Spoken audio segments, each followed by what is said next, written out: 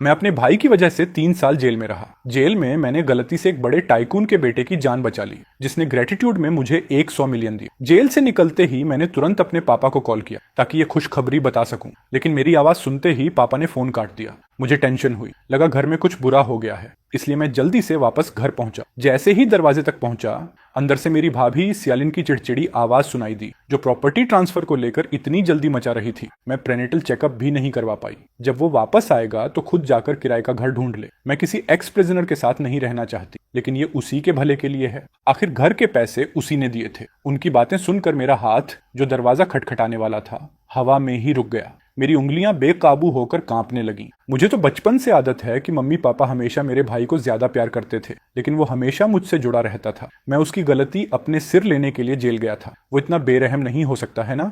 मैंने गहरी सांस ली और दरवाजा खटखटाया। अंदर की सारी आवाजें अचानक बंद हो गईं। मम्मी ने दरवाजा खोला और मुझे देखकर चौंक गईं। फिर नजरें चुराते हुए मेरे कंधे पर हाथ मारा। लिन, तुम इतनी जल्दी कैसे वापस आ गए? तुम्हारे पापा तो अभी कह रहे थे कि वो तुम्हें लेने जाएंगे। उनकी नकली फिक्र सुनकर मुझे बस अंदर से ठंड लग गई। अगर मैं दरवाजे के बाहर खड़ा होकर उनकी बातें ना सुनता तो शायद सच में बेवकूफों की तरह उन पर भरोसा कर लेता, लेकिन अब उनका पाखंडी चेहरा देखकर सिर्फ घिन आ रही थी। कोई बात नहीं, अब टैक्सी लेना आसान है। जैसे ही मैं घर के अंदर गया, मेरे भाई की वाइफ ने मुझे घिन भरी नजर से देखा, फिर अल्कोहल स्प्रे उठाकर मुझ पर खूब छिड़क दिया। गलत मत समझना, बस तुम्हारी बैड लक हटा रही हूँ। मैंने कड़वी मुस्कान दी। वो मुझे एक्स प्रिजनर होने की वजह से नीचा समझ रही थी, लेकिन उसे याद होना चाहिए कि मैं उसके पति की गलती अपने ऊपर लेने के लिए जेल गया था। मैंने कुछ नहीं कहा और सीधे अपने कमरे की तरफ बढ़ गया, लेकिन मुश्किल से 2 सीढ़ियां ही चढ़ा था कि पापा ने मेरा हाथ पकड़ लिया। मत देख, इस घर में तुम्हारे लिए कोई कमरा नहीं है। उनकी उंगलियों में सिगरेट थी और सोफा के पास रखा राखदानी ताजी सिगरेट बट्स से भरा हुआ था। साफ दिख रहा था कि मेरा वापस आना उन्हें इरिटेट कर रहा था।